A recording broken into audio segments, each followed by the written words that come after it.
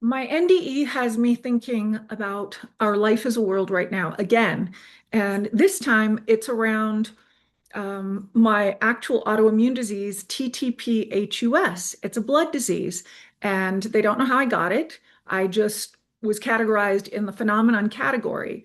Um, the reason that I'm bringing it up is that through this um, autoimmune disease, I and the actual time in heaven going in as an atheist, I came back with a new normal.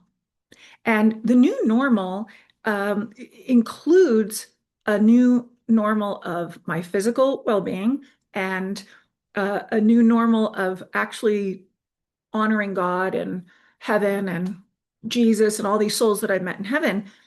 I didn't do that before. So that was a new normal for me.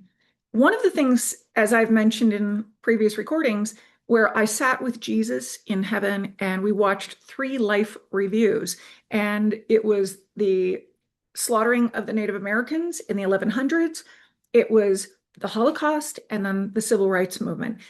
And I thought, oh my God, this is the most tragic, saddest thing that I could ever experience. And I couldn't understand why I was being asked to watch these. I thought coming back, I just had to share, what God's first message to me was acceptance is synonymous with love. And so I've always thought that these three main and major world events were about acceptance. It's more than that, really. It's more than that. There was a new normal that came as a result of the the after effects of what took place in those time periods that we were watching. And that new normal included the desecration of lives and families and belief systems. And it affected everyone, except it didn't directly affect everyone until World War II. But that's how humanity thinks. I know we're all directly affected. Whether you think that you're directly affected or not, I don't care where it is in the world. You can be on the opposite side of the world and it happened 25 years ago and you were 5 years old then. Doesn't matter. It still affects you. And I'm writing my book about that and how it affects you. But what I want to share with you right now is that that new normal somehow got translated into tolerance.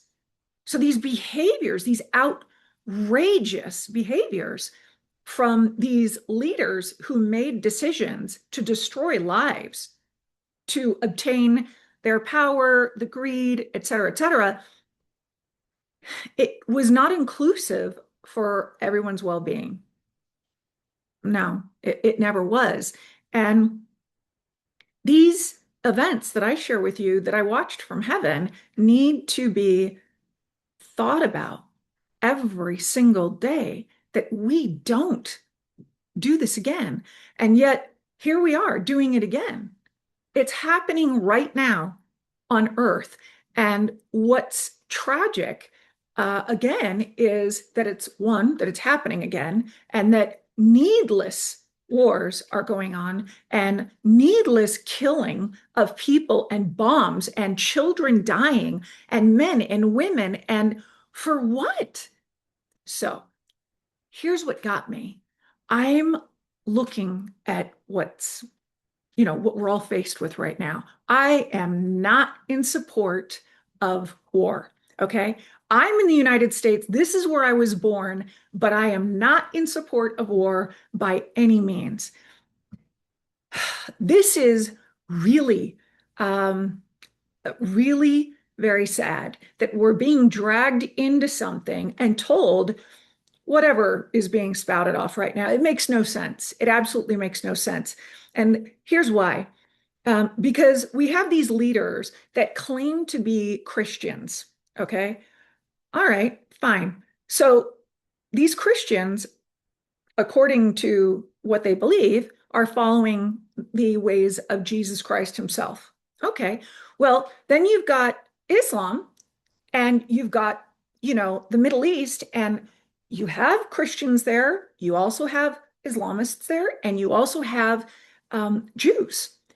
And so here are three main religions in our world. And yet, somehow, people as a whole are justifying what's going on. Not everybody, because I'm an ex-Catholic, ex-atheist, and now everything is about love. But why are people who claim to be supporting a religious belief system justifying the murder of innocent lives? I don't get it. How is that godly? How is that following the ways of the Lord? How is that following Jesus? And you know what? I didn't grow up as an Islam, but I will say this. When I met Prophet Muhammad in heaven, it was so incredible. I didn't know who he was. And he sat at God's table with the rest of us, or I should say, I sat with all of them, the rest of them. But he was directly across from me. There was no division. Everyone was in harmony, and they were all there to support the loving quest of God's mission to get his messages to me to bring them back to earth. And so that's what I'm trying to do. I'm bringing this back to earth. And I am not stepping on any Muslim's toes, any Catholic's toes, any Jews' toes, any Christians' toes. I'm not stepping on any of your toes. I'm saying, I love God. I love Jesus. I love Prophet Muhammad, and I pray to them every day. But where is it in your affiliations with any of these religions that states you can justify murdering someone? In fact, I don't remember what it's called, but I'm researching it right now for my next book. The Quran actually has, I forget what you call them because I'm not religious. But anyway, there's a paragraph that talks about taking the life of another life is like taking the life of the whole world. It holds humanity as being sacred. And in the Catholic Church, the fifth commandment is thou shalt not kill. That I had to grow up with and I had to learn. And yet here we are killing. The Christians identify with that. The Jews have their own, thou shalt not kill. And yet people are dying. And we're not unifying together as the loving beings that we are saying we represent here on earth. And instead, there's this continued division, which is what destroyed everything previously. When these climaxes of the world happen, it's so complex, and there are so many reasons as to how it got here. But the ultimate reason is that love is not understood. Respect is not understood. And if you think there's a difference between you and someone else because they're living in the Middle East or in Asia and, they're following Buddha or Kuan Yin or Prophet Muhammad, may peace be upon him. You know what? It doesn't matter. It doesn't matter. Everyone is trying to honor their highest self and love. So this is what we need to remember is all of these religions were created with the intent of bringing about peace and harmony for everyone. Because ultimately, when you think about this, humanity doesn't look at the warnings that are coming. Now, I can't say all of humanity because right now there are a lot of people who are saying, stop, absolutely stop. We do not support this war. I'm one of them, and credit goes out, kudos to everybody who is doing this. I don't care where you are in the world. I'm so grateful that you're doing this. But let me just say this. I don't want it to get to the point where we have a World War III, which is what I've been shown in heaven. We don't have to do this, okay? It's a choice.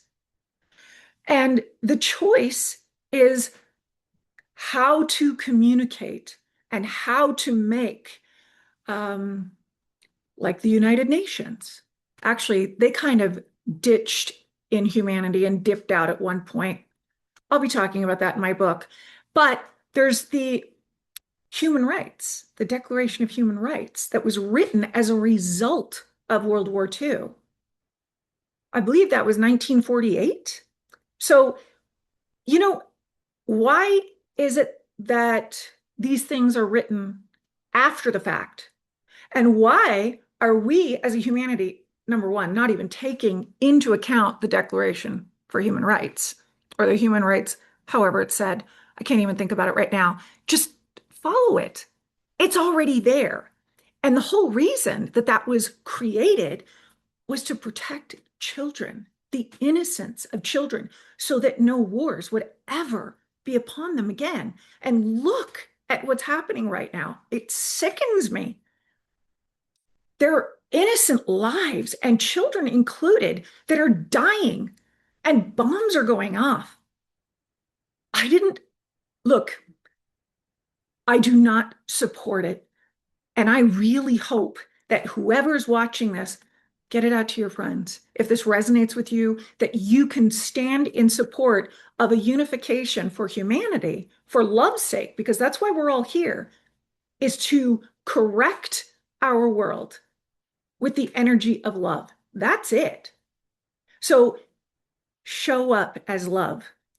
You know, we feel powerless in moments, but if we keep talking about it and give it life, give love the attention that it deserves and that it needs, it's not going anywhere. I mean, it'll never go anywhere anyway, but it needs to be paid attention to. And if that means, you know, calling up a senator or Congress or neighbors, showing up at your church and, you know, participating in bringing peace to our world. That's what we can do.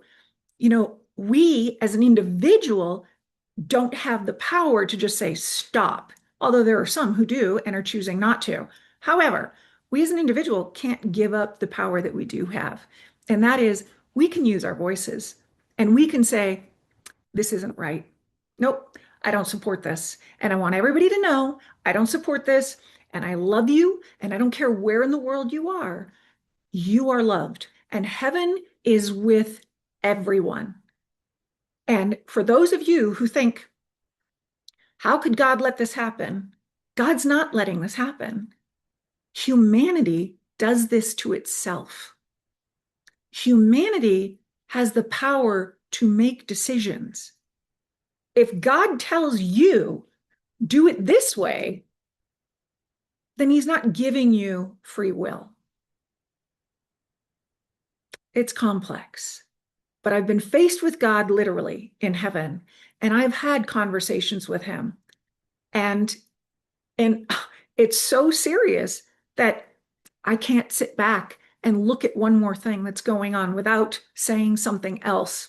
So back to my autoimmune disease, that was my new normal. Okay. So I had to recondition myself physically, but that reconditioning also included emotional and spiritual, because it is a compound situation. I'll just call it a situation. And you're affected on every level. So what's going on right now in our world is a compound situation where it is challenging us emotionally, psychologically, and physically. And this should not be happening. I don't support it.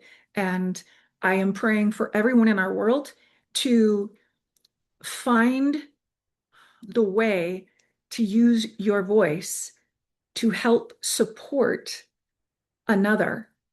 I don't care what their religion is, as long as they're not harming anybody. Just support the others and pray for others what you pray for yourself. That's what we're supposed to do. That's what it's all about.